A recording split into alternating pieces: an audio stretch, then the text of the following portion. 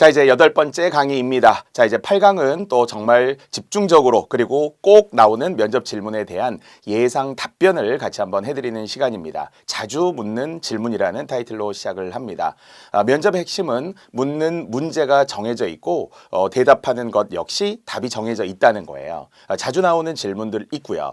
또 항상 오피셜이라고 하듯이 무엇을 물었는지에 따라서 정확하게 이해하고 답변하는 것이 중요합니다. 항상 아쉬움이 있었다고 했어요.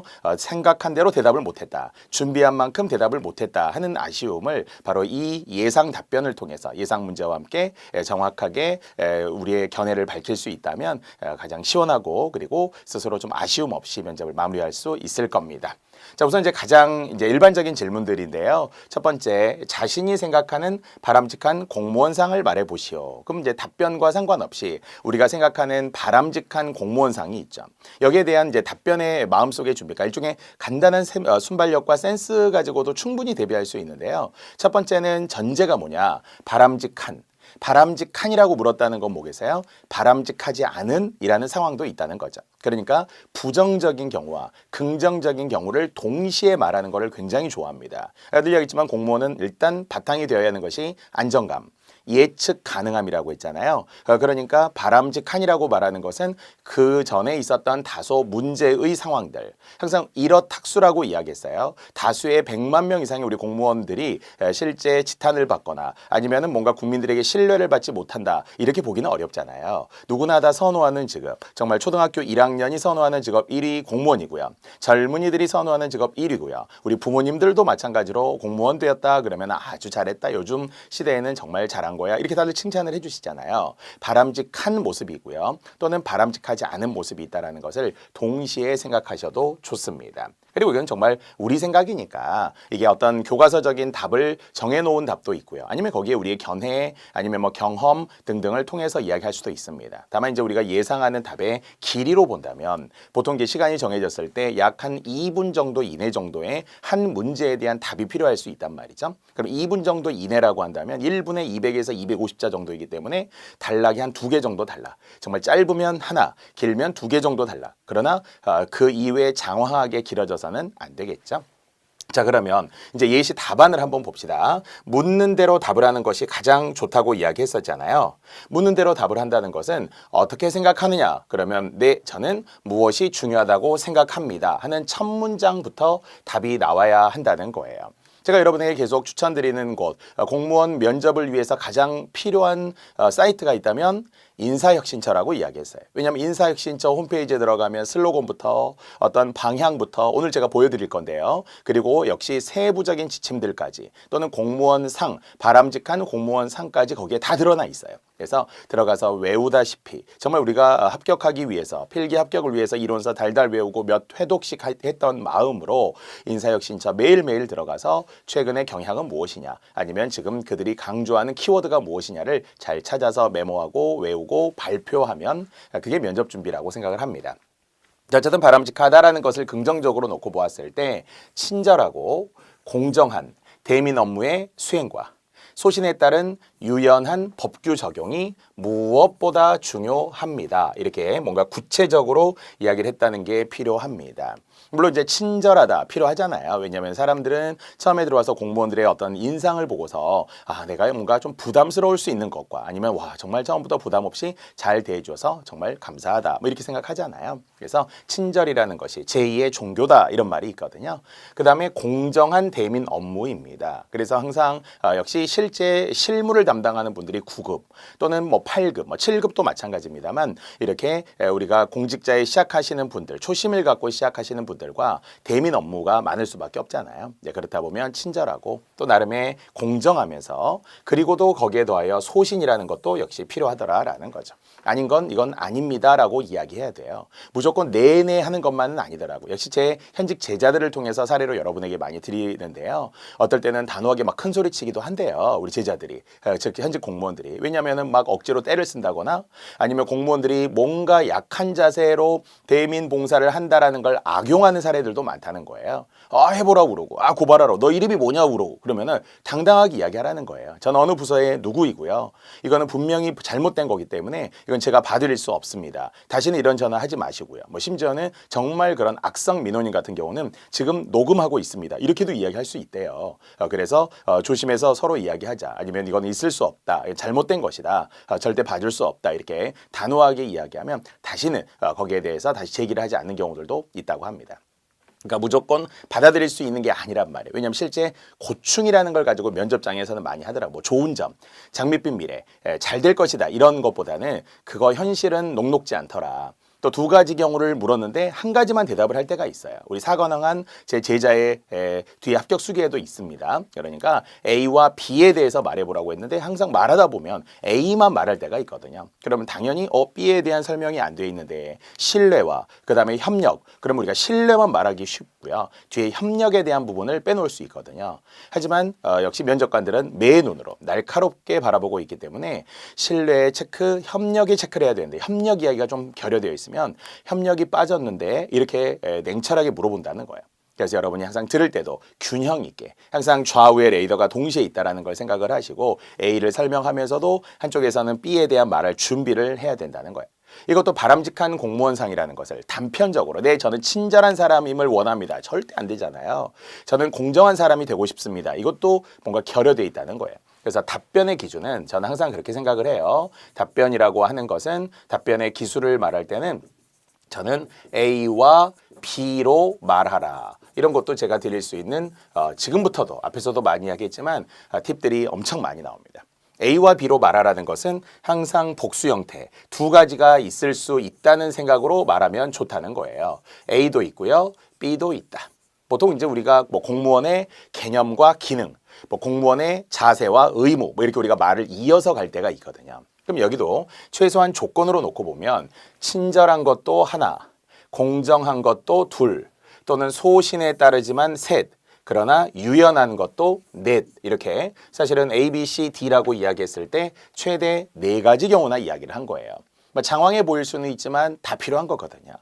자, 다시 이야기하지만 지금 최근에 공무원 면접의 키워드가 변하고 있다고 이야기를 했어요. 단순한 국가관이나 공직관이나 이런 것만 해서 머무르는 것이 아니고요. 유연함이라든지 아니면은 정말 공정함이라든지 아니면은 최종적으로는 사회적 약자에 대한 배려 여기까지도 많이 가더라고요.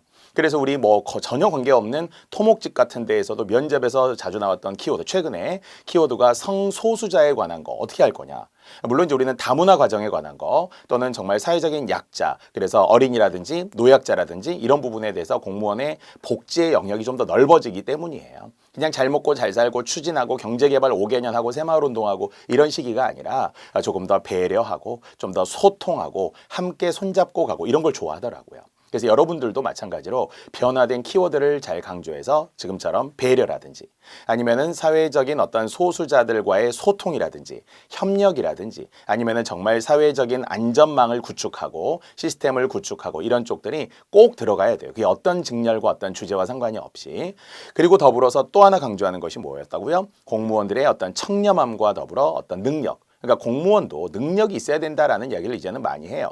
왜냐하면 실제 임용되는 공무원들의 눈높이들이 엄청 높아졌잖아요. 또 실제 흔히 말하는 대학교나 아니면 학생들의 점수 실력 자체가 엄청 높아진 거란 말이에요.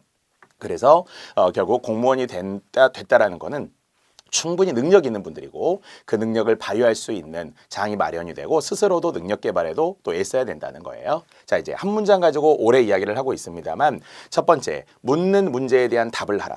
또 바람직한이라고 했기 때문에 바람직한 경우로 일단은 제안을 하고 다만 마음속에서는 바람직하지 않았던 게 무엇인가, 또 일부 공직자들의 일탈적인 행위가 또 전체적인 공무원들의 악영향을 주고 또 사회적으로서 나쁜 분위기, 공인으로서 어떤 책임을 다하지 못한다 이런 지적도 받고 있으니까 초심을 잃지 않고 또는 한결같이, 그래서 중간중간에 우리가 사실은 세미나도 많이 열고요. 또 공무원들을 통해 귀감이 되는 분들을 가지고 강연도 많이 듣고요. 하고요. 실제 공직자들이 왜냐하면 중간중간에 한 번씩 우리가 대나무 사이에도 이렇게 중간에 마디가 있는 것처럼 거리를 둔다라는 거 제가 좋다고 이야기했었고요. 또 아울러서 일들도 한 1년 차때 아니면 뭐 3년 차째 마치 우리가 운전면허 같은 경우도 중간중간에 적성검사 받으러 가잖아요. 중간중간에 다시 뭐 갱신하기도 하잖아요. 그런 것처럼 그런 공무원들도 잊지 않도록 하는 철저하게 중간에 잡아주는 프로그램도 저는 있었으면 좋겠는데요. 자, 바람직한 공무원상에 대해서 바로 답을 했고요. 키워드들을 A와 B, 물론 C, D까지 간 것 같기는 하지만 복합적으로 말하라. 여러 가지를 동시에 말하라. 이렇게 제가 좀 추천해 드리겠습니다. 자, 그래서 이를 위해 선언으로 계속 가봅시다.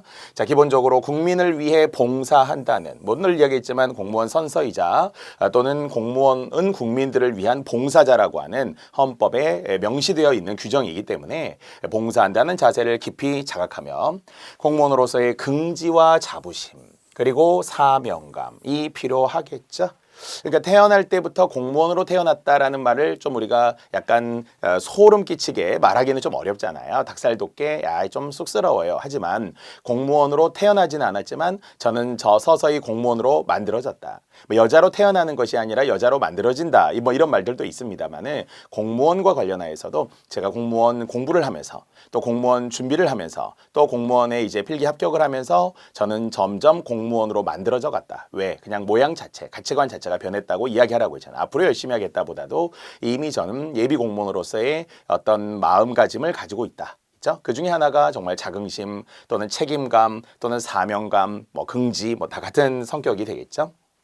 자, 이와 함께 자기 개발, 자기 혁신에 보다 충실한 공무원이 바람직하다고 봅니다. 어때요? 그러니까 이제 문장 구성의 방식이 있잖아요. 살짝 이동해 보면 우리가 비문학 때도 이런 이야기를 합니다. 보통 우리가 이제 비문학이 있다고 했을 때 지금 두 개의 단락을 이 답변의 구성으로 했을 때 길이가 있잖아요. 처음에는 조금 짧죠. 처음에는 보통 우리가 이야기할 때 뭐 주지 이렇게 말할 수 있어요. 비문학이라면. 그 다음에는 부연 뭐 이럴 수 있는 거잖아요. 자, 그러면 지금 이 형태 문장으로 보더라도 첫 문장은 이렇게 짧게 갔어요. 주어진 대로 갔고요. 자, 두 번째는 이것을 좀 더 길게 설명을 한 거잖아요.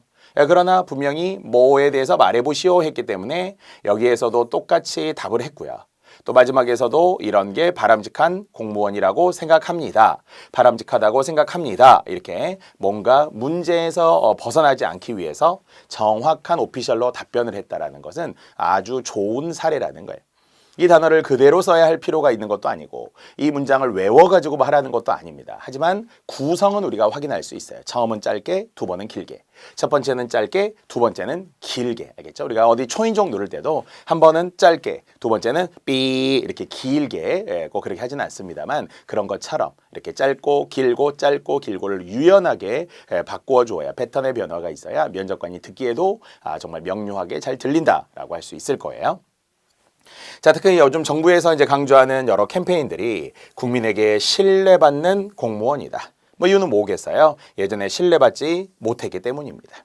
사실 검찰, 우리 드라마에 보면 비리 집단의 온상이 검찰이고요. 아니면 경찰이고요. 그래서 검찰, 경찰의 개혁도 많이 이야기도 하잖아요. 공무원 사회도 마찬가지라는 거예요. 고인물이 될 수 있기 때문에 정체되면 썩을 수 있다고 했잖아요. 그래서 국민에게 신뢰받아야 되고. 또는 인사혁신처의 슬로건이 그랬으니까 공정하고 정의로운 대한민국, 공정하고 정의로운 사회. 그것이 바로 지금 정부가 또 추구하고자 하는 방향이기도 하잖아요. 그래서 국민에게 신뢰받는 공무원 캠페인을 전개하고 있고 끊임없는 혁신, 아까도 말했지만 전문성 제고. 그러니까 사실 우리 사회에서는 제일 흔하고 제일 평범한 것 중에 하나가 착하게 살자. 아니면은 성실하게 살자 이런 거는 어떤 매력이 없는 무색무취한 표현이잖아요. 왜? 착하게 살아야 하는 것은 가치관이 아니라 그냥 당연한 의무입니다. 성실해야 되는 것은 그것은 우리가 공무원이 되기까지의 과정 속에 성실한 거예요. 성실하지 않았는데 합격한 사람 없다고 했잖아요. 그렇기 때문에 거기에 더한 무언가가 필요하다는 거예요. 뭔가 딱 잡을 수 있는 그 무언가 플러스 알파. 그 플러스 알파를 요즘에는 바로 공무원들로서의 능력, 전문성을 제고한다. 그래서 이 이야기가 인사혁신처의 이미 홈페이지에도 이미 처장의 말에도 강조되어 있고요. 여러분들도 나에게 있는 전문성이 무엇이냐? 그럼 여러분이 가지고 있는 각 직렬에 대한 전문성 당연히 있으시죠. 그러니까 합격한 거예요.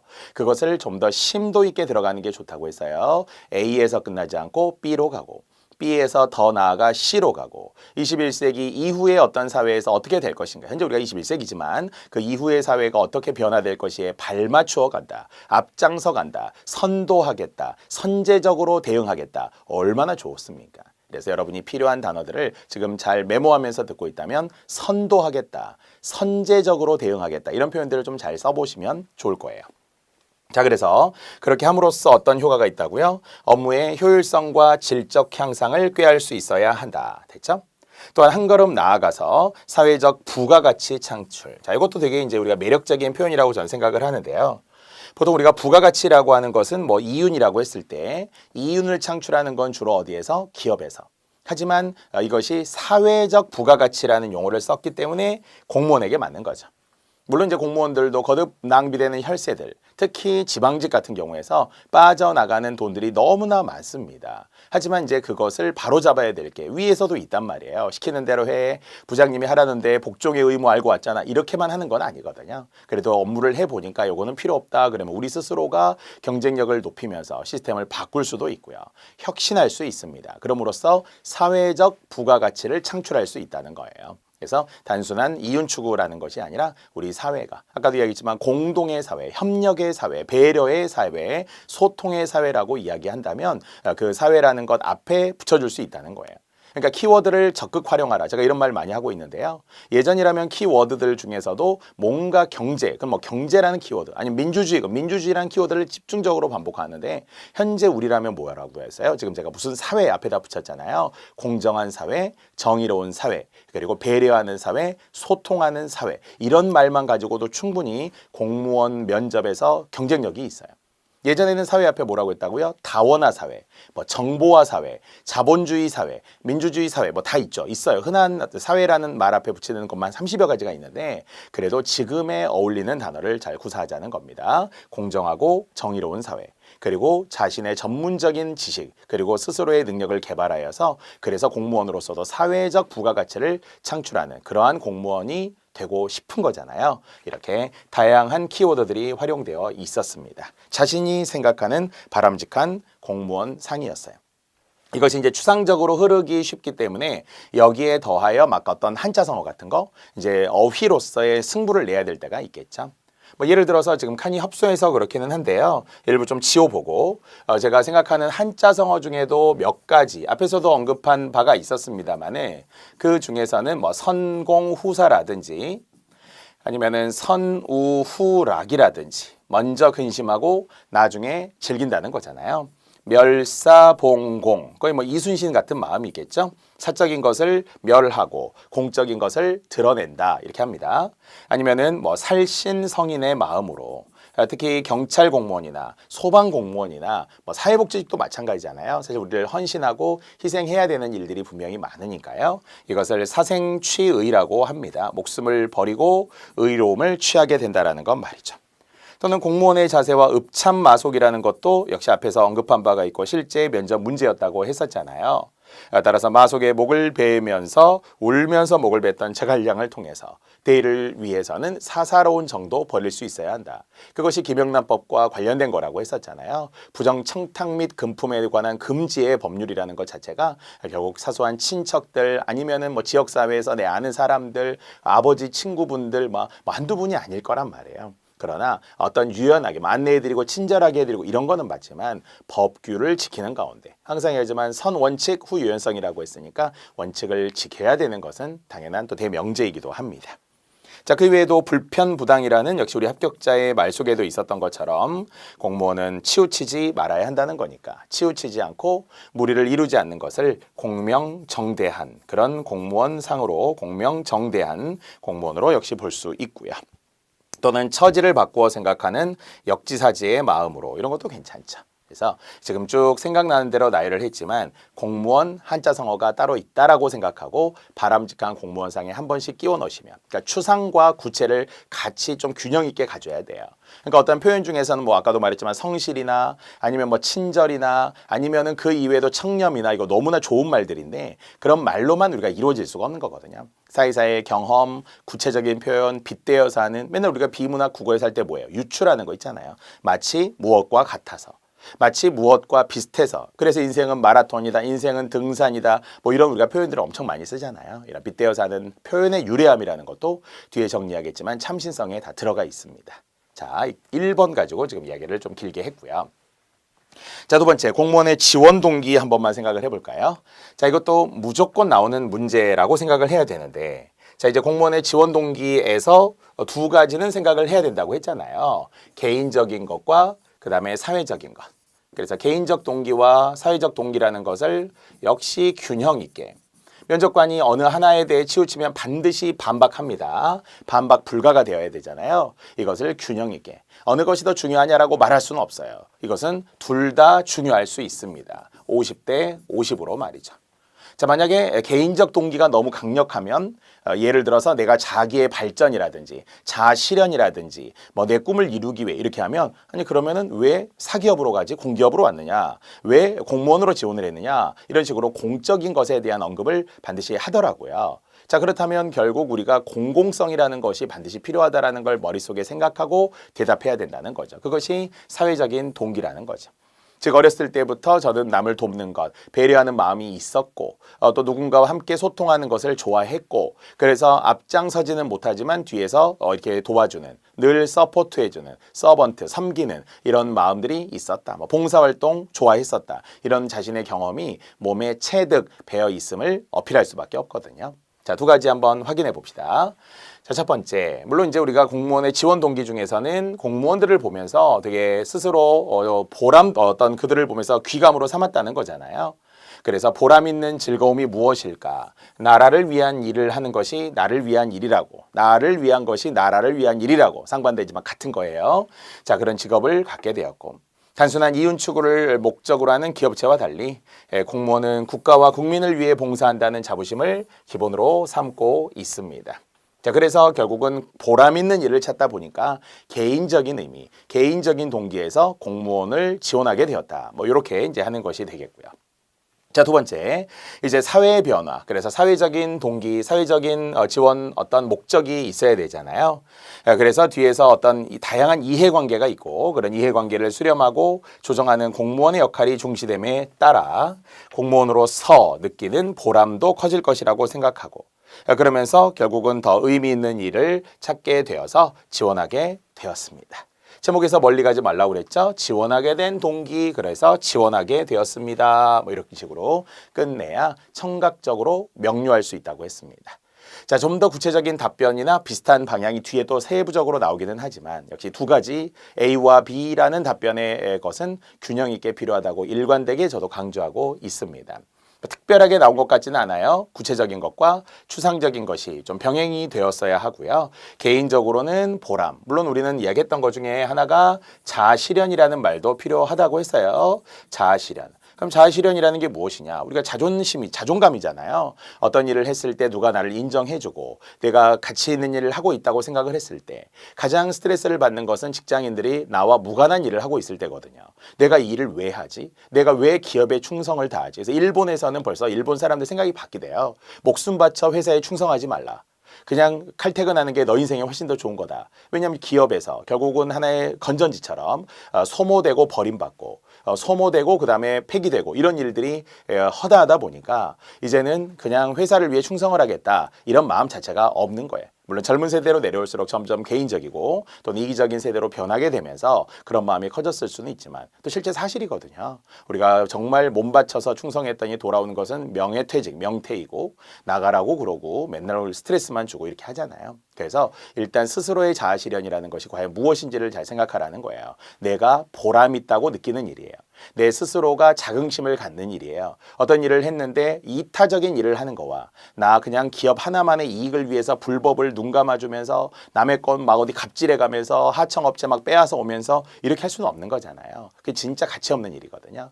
그래서 일자리도 두 가지가 있다고 했어요. 좋은 일자리, 나쁜 일자리.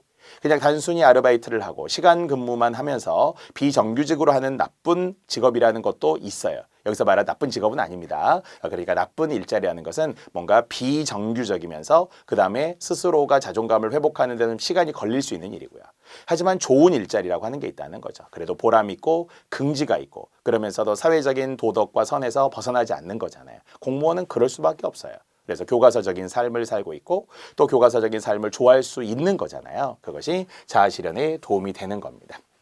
하지만 두 번째는 아까 뭐라고 했다고요? 결국은 국익에 또는 공익이라고 하는 것이 결국 우리에게 더 어울리는 사회적 동기가 되겠죠. 결국은 내가 하는 일들이 모여서 축적성이 되어서 나라에도 도움이 된다. 국격을 높이는 데도 도움이 된다라고 생각을 하면 얼마나 좋은 거겠어요. 그래서 두 가지가 반드시 균형 있게 나올 수 있어야 하는 게 두 번째 문제의 답, 지원 동기였습니다. 자, 보통 저도 많이 강조를 하는 것 중에 하나가 키워드들을 바꿔가면은 더욱더 매력이 있다 이런 이야기도 제가 하는데요. 키워드를 바꾼다는 것은 지원 동기. 그러면 지원하게 된 동기는 이렇게 해서 지원하게 되었습니다.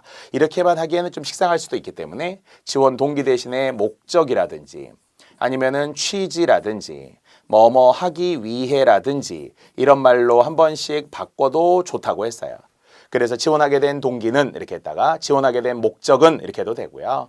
지원하게 된 취지는 이럴 수도 있고요. 따라서 뭐뭐 하기 위해서 지원했습니다 이잖아요. 하기 위한 것은 우리의 의도와 가치가 반영이 되어 있기 때문에 누가 시켜서 수동적으로 이 직업 가져라, 네 그럴게요, 엄마 아빠, 네 선생님 이렇게 된 건 아니잖아요. 그래서 자기가 믿고 의지하는 바, 신뢰하고 자기가 추구하는 가치와 잘 어울려야 된다고 생각합니다. 그러니까 항상 우리는 속도보다 방향이라는 이야기를 하잖아요. 예전에 우리가 속도의 삶을 살아오다가 이제 성장하면서 가치관이 정립이 되면 방향에 대한 고민을 한다는 거죠. 내가 이 방향으로 가는 것이 맞느냐 틀리느냐라고 말이죠. 그래서 여러분들도 지금 이야기했던 것처럼 속도와 방향이라는 키워드를 가지고 그 방향이 무엇이냐, 어느 방향을 쳐다보고 있느냐에 대해서 의미를 부여하고 가치를 부여하는 것도 역시 적절한 지원 동기에 쓸 수 있는 단어가 되겠습니다. 자, 두 번째였고요. 자, 이제 세 번째 공무원의 구조조정과 관련된 사실은 지금의 키워드는 조금 맞지는 않습니다만 이 구조조정과 더불어서 정년 연장에 대한 논의들이 실제로 있단 말이에요.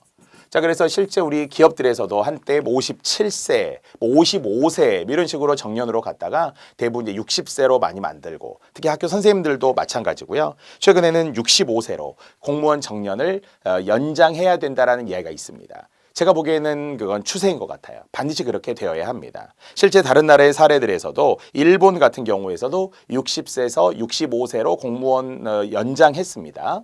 또 프랑스 같은 경우에서도 공무원의 연장이 65세입니다. 미국은 주마다 다르지만 공무원 정년이 거의 없습니다.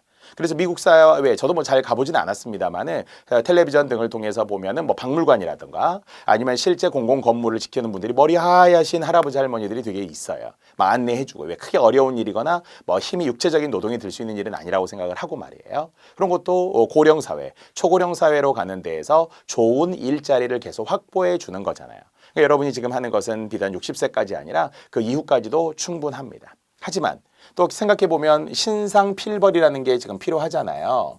공무원의 역시 최고의 장점은 오래 간다는 거. 단점은 내가 싫어하는 사람과도 계속 같이 봐야 된다는 거예요. 그러니까 나도 안 잘리는데 쟤도 안 잘린다는 거죠. 그런데 신상필벌을 잘하고 그런 의미에서 성과급을 지급을 하고 이러면서 동기부여를 해주는 것이 필요하잖아요. 나름의 공무원 사회에서도 건전한 경쟁입니다. 경쟁의 장점, 단점 항상 알고 있잖아요. 그래서 동기부여가 되고 발전을 위한 계기가 되는 것은 건전한 경쟁이고 하지만 그러면서 도태되고 그 도태되는 것을 오히려 조장하고 이런 것들이 결국은 치열하게 살아가고 해를 끼치고 적으로 삼고 이런 것들은 당연히 바람직하지 않은 경쟁입니다만 공무원 사회에서도 이제는 경쟁이 되어야 한다라는 것은 필요한데요. 자, 그래서 이제 우리 공무원의 어떤 사회에서의 구조조정 이야기들이 뭐 이런 논제로 나왔을 때 거기에 대한 답변을 어떻게 할 것이냐. 그렇더라도 어느 정치 편향적이거나 한쪽으로 치우치는 것은 좋지 않더라라는 거예요. 역시 우리 사관왕 합격자 답안에도 나오죠.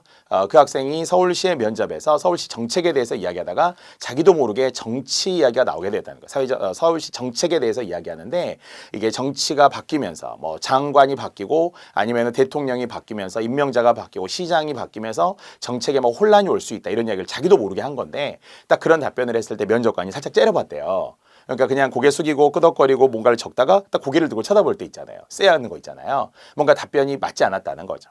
그래서 앞에서도 얘기했지만 공무원 노조라든지 아니면 이 정권에 관한 거라든지 지금 이야기하는 것처럼 어떤 정부에 관한 정책을 비판한다든지 이런 거는 좀 위험합니다.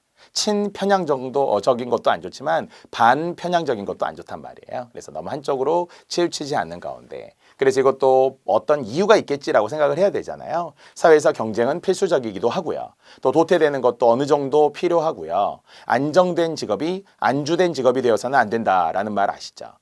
개그맨들이 많이 하는 이야기잖아요. 웃기는 사람이 되려고 했는데 우스운 사람이 되었다. 그러니까 우스워지면 안 되는 것처럼 공무원들도 안정되는 것과 안주하는 것은 다르니까 안정하되 개혁을 안정 속의 개혁이라는 말. 저도 이런 슬로건을 우리가 만드는 것도 좋을 것 같아요. 안정 속의 개혁을 추구하겠다.